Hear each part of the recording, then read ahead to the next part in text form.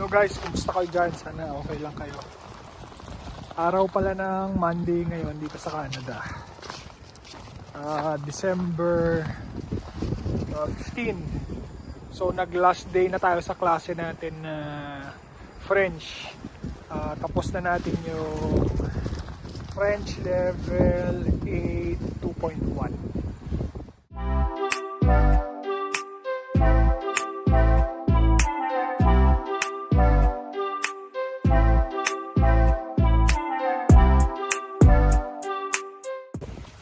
Ano nang susunod?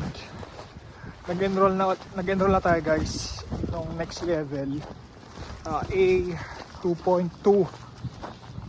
Pero syempre may break din tayo dito sa lesson natin. Ang next na klase na is first Monday ng January. So kailan yun? 4 or 5, parang ganun. Di ako sigurado guys. Ganun ang klase. Tuloy-tuloy na lang tayo.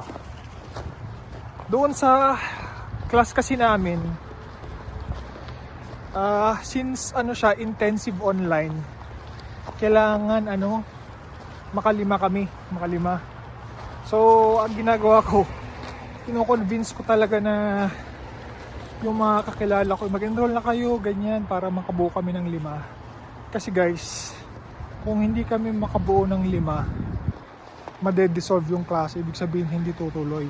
Kailangan minimum of 5 siguro para at least kumita sila. Yun yung policy daw. Diba yung policy pag online class. Syempre, kasama na naman natin ang bulilit. Naka-snowsuit na naman yan. Hindi, tignan nyo guys, oh. Hindi na natunaw yung snow. Actually, nag-snow konti eh. Nag-snow konti. Kung nakita nyo yung kalsada, na naman, medyo puno na naman. Yung bulilit natin. Kaya gano'n talaga.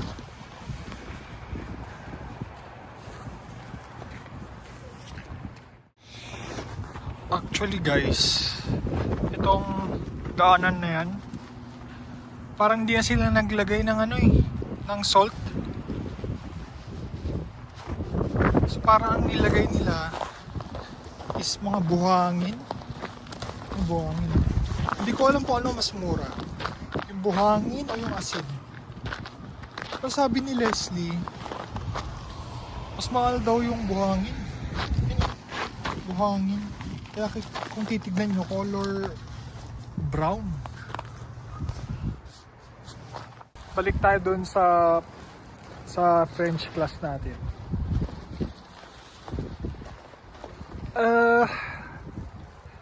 Pag na-on the spot ako na oral, kung magsasalita ka, nahihirapan ako guys. Hindi siya, pero siguro yung reading, yung writing, yung listening, kaya ko. Pero yung oral, nahihirapan ako. Kailangan ko mag-practice. So may break tayo ng almost 3 weeks. So yung mga notes ko simula hanggang ngayon, actually naka PDF na yun eh. Aaralin ko ulit. Siguro kulang sa exercises. Gagawa ko ng mga exercises or kailangan kong i-take or kailangan kong gumawa pa ng maraming exercises para solid yung natin, yung pag-aaral natin. Meron palang snow. Meron palang kaibigan si Leslie. Nag-enroll na din daw dun sa pinag-enrollan ko. Kasi daw, yung first na pinag-enrollan niya is wala daw siyang natutunan. Bayad siya ng 200, 300, ganyan. Tapos panay daw, self-study, submission ng mga seat work. Hindi siya organized. Parang siguro pumasya siya ng C1 or B2 level ng French. Pero hindi siya yung talagang instructor, guys. Sabi ko tuloy kay Leslie about to sa kaibigan niya. Alam mo, hindi ako nasayangan sa pera. Ang nasayangan ako sa kanya is yung oras. Kasi nga, nung nag-enroll na ako ng August, nagtatanong na din siya, nag-enroll na lang din daw siya. So kung yung time na nag-enroll siya is sabay na kami nag-enroll, di sana nasa A2 level na siya. Eh wala eh. Wala. Ganun talaga. So babalik siya ng A1, parang wala daw siyang natutunan. Sayang yung oras niya. Yun yung sabi ko kay Leslie. Yun yung nadadala ng pagmamadali sa shortcut kung gusto mo mabilisan. Hindi mo maaral ng mabilisan yung lalo na pag ibang lengguwahe. Yun ang sa akin, yung masasabi ko. Pasok na tayo, guys. Kasi medyo lumalakas na, although maganda naman talaga ang snow, diba?